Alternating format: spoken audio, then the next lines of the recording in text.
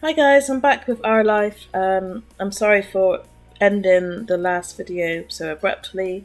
I had a phone call that I had to answer, and it's really hard to keep these videos short because I love reading and I'm getting into the story, so I have to remember now and again to stop to make a new video so it's not overly long. I doubt anyone's watching anyway, but just in case you are kind of following along as well, I am trying to make them shorter. So let's get into it. You watched as he crept up on an unsuspecting bug, so slowly that for a moment you wondered if he was still moving at all. Oh, skip. Then he raised his hands towards one of the little bobbing balls of light, closing in on it ever so slowly. No way! No! The crafty little critter had escaped his clutches at the last moment, drifting too high up for Cove to reach. While Cove returned to hunting fireflies, you settled for laying back against the soft grass, watching the poppies swaying around you and the little fireflies hovering against the vast sky. Come on! Sheila! Cove! Get up here! We're going to have a race! The shouting caught you off guard. It had been quite a while since you heard from Lizzie or Shyla. You glanced over to them, both standing on top of the hill. You glanced over to see them both standing on top of the hill again, Lizzie beckoning to you with quick-handed gestures. If she was like that, you knew there wasn't much room for disagreement. Up the incline you went. From the corner of your eye, you saw Cove was coming as well.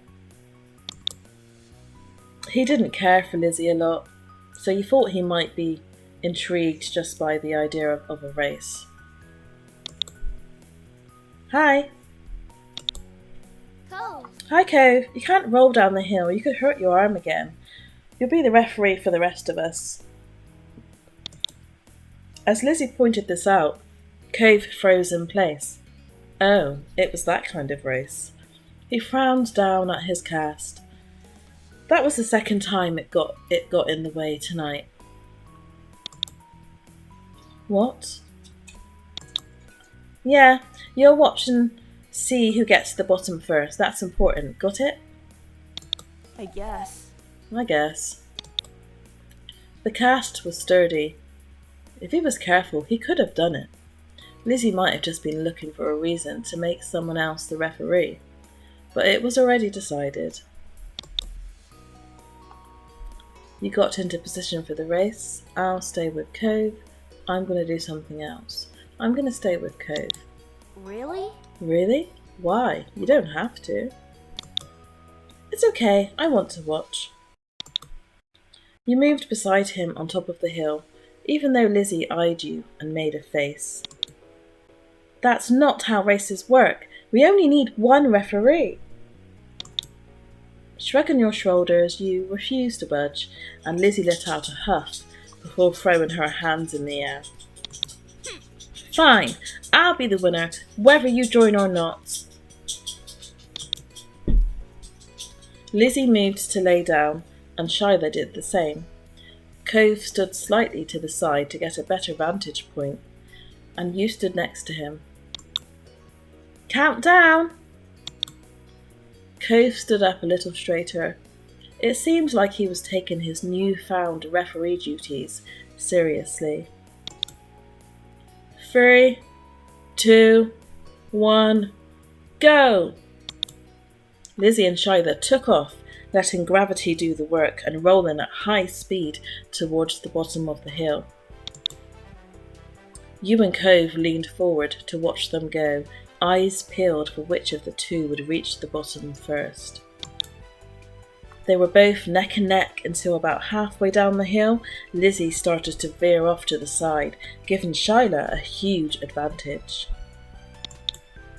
She obviously hadn't noticed a thing and as soon as Shiloh reached the bottom of the hill, he jumped up excitedly and threw his hands in the air.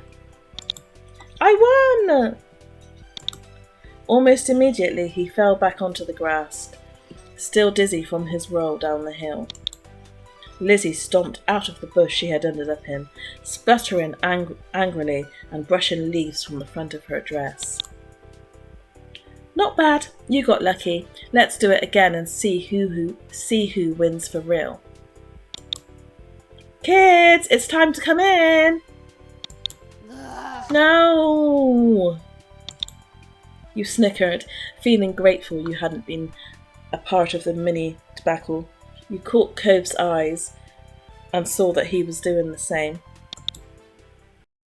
It had gotten late and was beginning to feel just a little bit chilly as you made your way out of the hills, but the cold in the air hadn't dampened anyone's spirits. The four of you walked back home together, side by side, down your neighbourhood street, discussing the evening, with each person trying to prove that they were the one who caught the most fireflies. You knew that whoever really did catch the most didn't matter much, anyway. All that mattered was that you all had a good time, which, judging by the smiles on everyone's faces, you did. Right, I'm going to stop that there. So they're just on their way home from their Firefly event, and thank you for watching.